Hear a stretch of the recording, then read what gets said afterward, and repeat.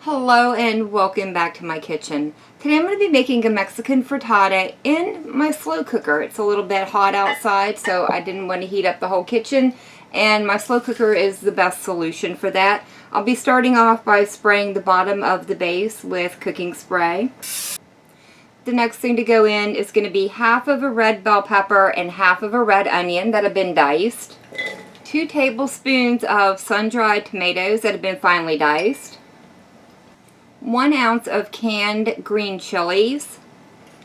Into 4 lightly beaten eggs, I'll be adding 1 tablespoon of skim milk, a half of a teaspoon of oregano, a 1/4 of a teaspoon of black pepper, and a half of a teaspoon of salt. I've already gone ahead and just added the eggs into my slow cooker base.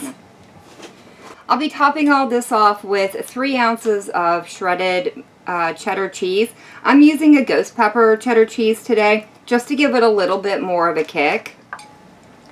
This just needs to cook with the lid on for 3 hours on low. After the frittata was done cooking, I went ahead and removed it from the slow cooker base, and now all I have left to do is try it out. It does smell absolutely incredible. This frittata is definitely packed with flavor in every bite. All of the vegetables have kind of settled throughout the whole thing, and that cheese that I added on top gives it a nice spicy kick. Definitely an easy and delicious meal to make in the summertime or any time of the year. But that is going to be it for me for the day. So if you've enjoyed this video, leave me a comment down below. If you tried this recipe out, let me know how it turned out for you. And as always, thank you all so very much for joining me today.